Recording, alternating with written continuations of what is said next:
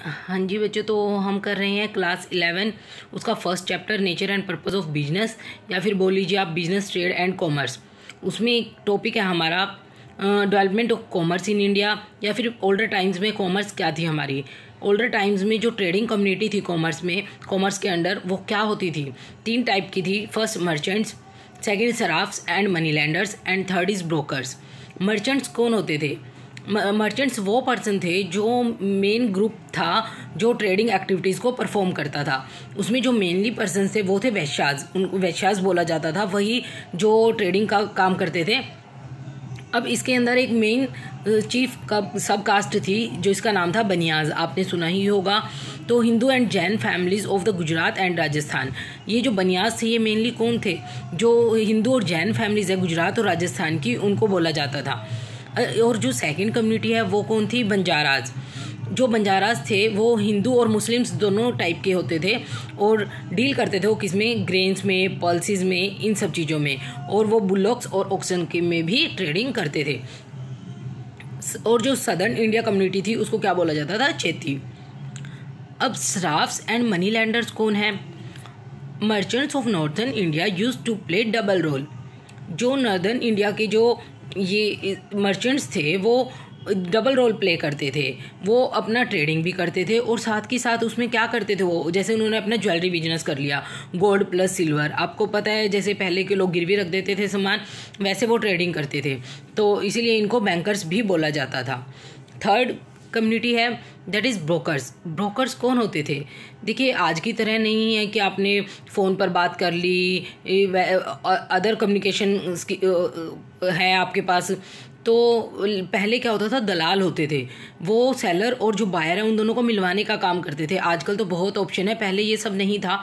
तो सेलर और बायर को मिलवाने के लिए जो दलाल हैं वो बीच में एक मीडिएटर का काम करते थे, और उसके बदले में वो क्या लेते थे? कमीशन लेते थे। ये थी जो 3 ट्रेडिंग मेन कम्युनिटीज़ थी। अब जो हमारी नेक्स्ट है फंक्शंस ऑफ इंडिजीनियस बैंकर्स, यानी वो बैंकर्स ये जो एक स्पेसिफिक एरियाज़ के होते हैं उनको बोला जाता है इंडिजीनियस बैंकर्स। जैसे गुजरात में उनको शराफ्स बोला जाता था, यूपी वालों को साहूकार्स बोला जाता था, साउथ वालों को चतियार बोला जाता था, असम वालों को केयाज, पंजाब को खत्री, और इसी तरह काली डफिरची ब्राह्मण इन त्रिवेंद्रवाली में डिस्ट्रिक्ट ऑफ साउथ के थे। तो ये जो इंडिजीनियस बैंकर्स थे एक्चुअली में ये काम क्या करते थे? ये बैंकिंग फंक्शंस भी करते थे और नॉन बैंकिंग फंक्शंस भी करते थे। बैंकिंग फंक्शंस में बिल्कुल आज की तरह जैसे लोन प्रोवाइड करना और एक्सेप्ट करना डिपॉजिट को, और एक तीसरा काम और था डील करना इन ह्यूंडीज़। इंपॉर्टेंट टॉपिक है, ह्यूंडीज़ के बारे में आपको पता होना चाहिए। ह्यूंडीज़ क्या होता है? ये क्रेडिट नोट होता है, जैसे चेक होता है ये, बट ये लोकल लैंग्वेज में लिखा जाता है। अब ह्यूंडीज़ को 2 पार्ट में डिवाइड किया गया है, दर्शनी एंड मुद्दती। देखो वैसे तो याद नहीं होता दर्शनी एंड मुद्दती ह्यूंडीज़, बट इसको आप एक बार, बिल्कुल इजी ट्रिक है। दर्शनी यानी जो दर्शन देते ही जिसको आपको पेमेंट करनी है, पेएबल ऑन डिमांड। दर्शन दिया मतलब उसने डिमांड की कि आप मेरे पैसे वापस दीजिए मुझे, तभी की तभी आपको पेमेंट करनी पड़ेगी। मुद्दती यानी मुद्दतों के बाद पेमेंट करनी है। उसकी पेमेंट आप फ्यूचर में एक स्पेसिफाइड डेट होगी जो आपने पहले फिक्स की होगी, उसके ऊपर आपको पेमेंट करनी होती है। अब है non banking functions. Non banking functions में क्या होता है? Speculative trade. स्पेक्युलेटिव ट्रेड मतलब जहाँ स्पेकुलेशन में बिजनेस किया जाता है। अब स्पेकुलेशन में बिजनेस कैसे किया जाता है? पहले जो ग्रेन वगैरह होती थी, ये जो प्रोडक्ट होते थे उनके अंदर बिजनेस किया जाता था। और नेक्स्ट है कमीशन एजेंट्स। जो कमीशन एजेंट्स हैं, कमीशन एजेंट्स भी जो ग्रेन्स वगैरह का होते हैं उसमें जो डीलिंग करवाते थे उसके बदले वो क्या लेते थे? कमीशन लेते थे। मान लीजिए ग्रेन्स में जगेरी हो गया, इस टाइप की जो ट्रेडिंग बिजनेस करते थे, और वो इसके लिए स्पेकुलेटिव ट्रेड में हेल्प करते थे, या फिर वो और जो अलग थे वो कमीशन एजेंट्स भी हो सकते थे।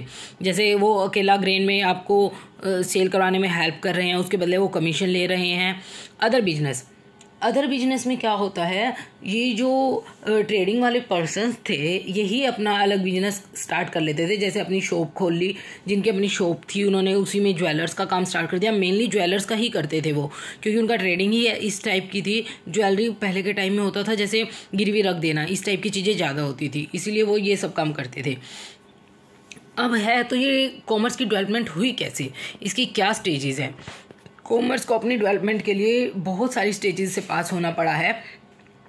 उसमें हमारी first barter system. Barter system stage बहुत इंपॉर्टेंट है बच्चों, ये आपको याद होनी चाहिए, वैसे भी पता होना चाहिए। नॉर्मली टर्म्स में यूज़ होता है ये हमारा। बार्टर सिस्टम क्या होता है, जहाँ सामान के बदले सामान दिया जाता है। जैसे पहले कोई पैसे का इन्वेंशन तो नहीं हुआ था, तो इसीलिए जो विलेज जो लोग अपना कुछ थोड़ा बहुत प्रोडक्ट बनाते वो यूज़ कर लेते और कुछ बच जाता वो दूसरों को दे देते थे और उसके बदले वो आपको अपना सामान दे देते थे। इस तरह सामान के बदले सामान दिया जाता था। फिर विलेज इकोनॉमी स्टेज। अब फिर वो लोग जो सेम प्रोडक्ट बनाते थे वो एक जगह पर इकट्ठा हुए, एक जैसे इकट्ठे होने लगे तो वो विलेज बन गया। और विलेज में फिर वहाँ पर उन्होंने आपस में जो एक ज़्यादा प्रोडक्ट बनाता वो अपना दूसरे को दे देता था और दूसरा उसको दे देता था, तो वो एक विलेज लेवल पर आ गया था ये सिस्टम। फिर money invention stage. Money invention की क्यों ज़रूरत पड़ी, किसी का प्रोडक्ट होता है वो ज़्यादा महंगा होता था, ज़्यादा वैल्यू वाला होता था, तो उसको ये होता था कि मेरा प्रोडक्ट तो ज़्यादा वैल्यू का है। किसी का जल्दी ख़राब होने वाला होता था, किसी का लॉन्ग टाइम तक चलने वाला होता था, इसीलिए वैल्यू नहीं बन पा रही थी, इसीलिए मनी की इन्वेंशन हुई, मनी क्रिएट हुई वहाँ पर। फिर आया town economy stage. Town economy stage का मतलब अब किसी की प्रोडक्ट की वैल्यू ज़्यादा होती थी, किसी के अंदर स्पेसिफिकेशन ज़्यादा थी, अपनी स्पेशलाइज्ड चीज़ों को और अपनी स्पेसिफिकेशंस को और ज़्यादा बढ़ाने के लिए वो टाउन लेवल पर आ गए, वहाँ पर अपना प्रोडक्शन ज़्यादा करने लग गए, उसके प्रोडक्ट की वैल्यू ज़्यादा हो गई। अब प्रोडक्शन कितना भी ज़्यादा करो, उसके बाद सेकेंड लास्ट है हमारा इंडस्ट्रियल रिवॉल्यूशन स्टेज। ये इतना इम्पोर्टेंट है, इसके कारण ह्यूमन लाइफ कम्प्लीटली चेंज हो गई। इसके कारण मशीन्स इन्वेंट हुई है, मशीन्स के बनने के कारण प्रोडक्शन इतने हाई लेवल पर हो गया कि जो स्पेसिफिकेशन थी वो और ज़्यादा बढ़ गई लोगों की। तो इतना ज़्यादा प्रोडक्ट होने लग गया, उसको अब लोगों तक पहुंचाने के लिए किस चीज़ की ज़रूरत पड़ी, लोगों को पता चले कि हाँ हमारे पास इतना प्रोडक्ट है, कम्युनिकेशन की, ट्रांसपोर्ट की। फिर इसके बाद कम्युनिकेशन और ट्रांसपोर्ट डेवलपमेंट स्टेज आई है। इस तरीके से हमारा जो कॉमर्स है वो इंडिया में डेवलप हुई है।